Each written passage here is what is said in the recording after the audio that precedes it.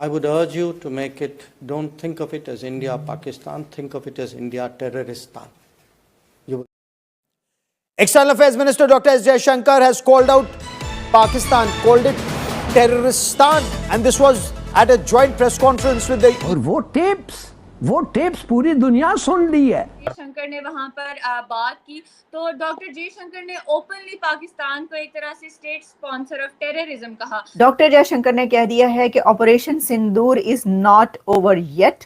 Doctor Jaishankar ने कह दिया है कि हम घुस के मारेंगे। What is this? मैं समझ ही नहीं सकता। This is not a conflict between two states per se. This is actually a response to the threat and to the practice of terrorism. नाजरीन, पाकिस्तान को टेररिस्तान कहने वाले कह रहे हैं कि इंडिया टेररिस्तान, तो ये एक बेसिकली अप्रोच है जो वो न्यूयॉर्क का एक हिस्सा है, टाउन है वो, वहां पर इसने एक यहूदियों की इबादतगाह के ऊपर एक हमला डिजाइन किया था।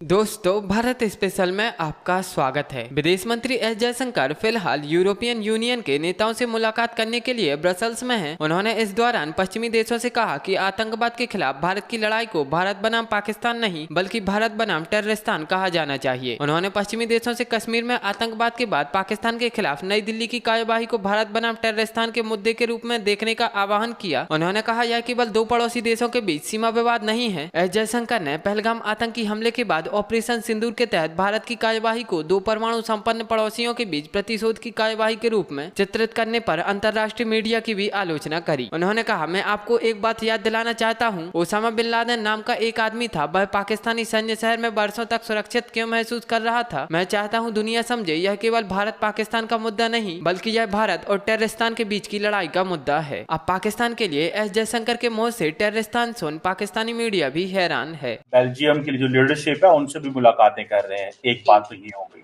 दूसरी बात इसमें थोड़ी सी ये समझनी है कि डॉक्टर जयशंकर ने इस तरह की बातें पहले कभी नहीं की जिस तरह की बातें वो कर रहे हैं।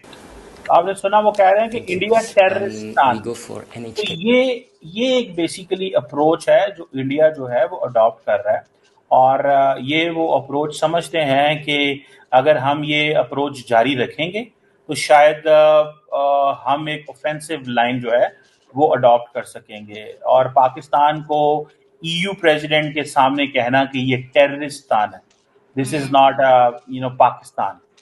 आपका क्या ख्याल है, अगर ये टेररिस्तान है तो पाकिस्तान के साथ क्यों नहीं डिप्लोमेटिक ताल्लुकात खत्म कर देते? ये आप देखें कि ये एक कितनी बड़ी बात है कि एक मुल्क का वजीर खारजा दूसरे मुल्क पे इल्जाम लगा रहा है पाकिस्तान को दहशतगर्द, टेररिस्तान कह रहा है। डॉक्टर जयशंकर को ये लफ्ज ईयू यूरोपियन यूनियन के साथ अपनी इस कन्वर्सेशन में बोलना पड़ गया। तो इससे अब ये जो ईयू की टॉप डिप्लोमेट है, काजा कालस इनका नाम है, ये क्या सोचती होंगी कि why doctor Jaishankar has to do this? So this is not India Pakistan, this is India Terroristan. So Pakistan, आपको पता है एक चीज बार बार कहता है, India does not accept Pakistan as a state. India Pakistan को एज ए स्टेट मानता ही नहीं है। इंडिया नहीं कहता कि पाकिस्तान एक स्टेट है, इंडिया कहता है कि नहीं, इनकी कोई औकात नहीं है। अच्छा, अब आते हैं मेन मुद्दे के ऊपर, टॉपिक के ऊपर अब आते हैं। सबसे पहले भारत की नजर पड़ी क्योंकि भारत जो है ना इंटेलिजेंट में बहुत आगे जा रहा है, टेक्नोलॉजी में भारत पूरी दुनिया में आगे जा रहा है और ये बात सच भी है। इसमें कई बार हम लोग डरते हैं ये बात करते हुए, इसी से आते हैं हम लोग ये बात करते हुए कि भारत को हम अच्छा कह देंगे तो पता नहीं क्या हो जाएगा। बड़े लोगों ने ये कोशिश की आके मेरे ऊपर हमला करने की भी कोशिश की या मेरे लोगों ने आके मुझे गद्दार कहना भी शुरू किया, लेकिन इसका मकसद ये नहीं कि हम लोग डर गए। और जिस तरह मैं ये बात कर रहा हूँ, मतलब वीडियो बना रहा हूँ, तो मुझे कोई ऑफिशियल आदमी ने कभी आके इस तरह वीडियो में टोका नहीं है, रोका नहीं है। जो सच है वो मैं आपको बता रहा हूँ। अच्छा, अब आते हैं टिकटॉक के ऊपर। इंडिया ने बड़ी सख्ती से टिकटॉक को बैन किया और उन्होंने ऐसा बैन किया कि पूरे भारत में पिछले कई सालों से आपको टिकटॉक का नामो निशान नजर नहीं आएगा। अच्छा, यूएसए की अब बात करते हैं, अमेरिका की।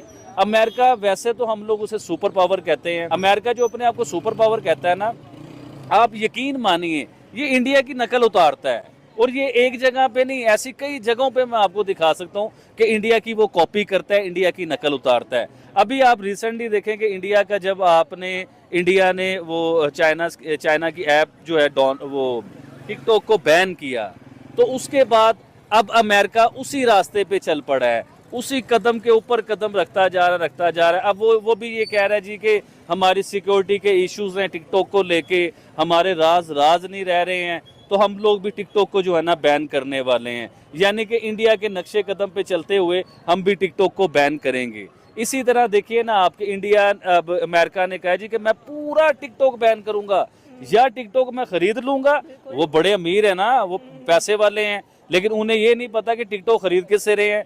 हमें देखने में लगता है कि चाइना बहुत सस्ता है, चाइना जो है ना बहुत सस्ता है। चाइना में तो लोग बड़े खुशहाल होंगे, वो तो चीज़ें उन्हें बड़ी सस्ती मिलती होंगी।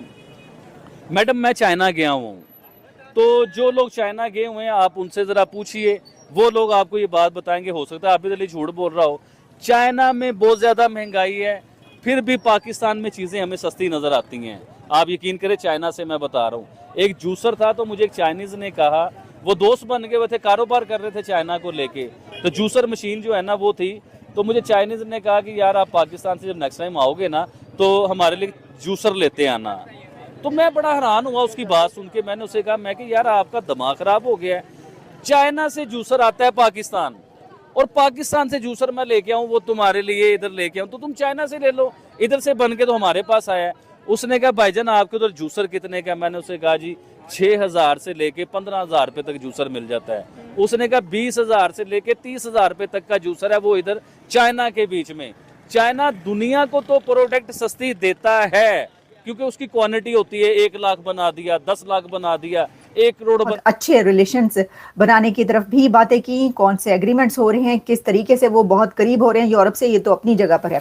लेकिन साथ ही उनसे क्यों के सवाल पूछे गए, बल्कि एक तो लंबा चौड़ा उनसे इंटरव्यू भी हुआ है, उसके ऊपर तो खार हम जब बात करेंगे तो फिर तो बात निकलेगी तो दूर तलक जाएगी, यानी कि अलग एक शो करना पड़ेगा। अभी मैं आपको ये बताऊंगी कि जो एक प्रेसर टाइप होता है जिसमें दोनों कंट्रीज के जो रिप्रेजेंटेटिव्स हैं वो सामने आकर बात करते हैं, उसमें जर्नलिस्ट भी मौजूद होते हैं और सवाल जवाब करते हैं, उसमें डॉक्टर जयशंकर ने कहा है कि अब हम न्यूक्लियर के प्रेशर के ब्लैकमेल में नहीं आएंगे, यानी आप हमें न्यूक्लियर का प्रेशर देकर ब्लैकमेल नहीं कर सकते।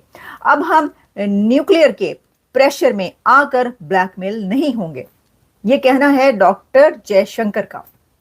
यानी इसका मतलब ये हुआ कि पाकिस्तान की तरफ से अगर ये बात की जाती है या की जाती रही है, जो कि अभी दोनों मुल्कों के बीच जंग हुई है कि हम बम चला देंगे या छोटे छोटे बम चला देंगे या बड़ा न्यूक्लियर बम चला देंगे, तो उन्होंने कहा है कि एनजे तो फिर एनजी सही, यानी ये कि अब हम इस प्रेशर में नहीं आएंगे। अच्छा, फिर उन्होंने ये कहा है कि यहाँ तक इतना तो वैसे नहीं करना चाहिए था कि किसी एक दूसरे मुल्क में खड़े होकर आप एक तीसरे मुल्क को टेररिस्तान कह दें, लेकिन उन्होंने इस तरह की बात भी कर दी है। अच्छा, और साथ ही बल्कि मैं आपको क्या बता रही हूँ, मैं आपको उनकी जुबानी क्यों ना थोड़ा सा सुनवा दूं कि डॉक्टर जयशंकर साहब ने क्या क्या बातें की। सर, ये थोड़े से मैं आपके उनके पॉइंट्स आपके सामने रखे देती हूँ, आप इसको जरा देखिएगा कि उन्होंने क्या ही कह दिया है, और फिर हम इसको लेकर आगे बढ़ेंगे और आपके सामने कुछ और खबरें भी पेश करेंगे। ले जी, ये सुन लें आप।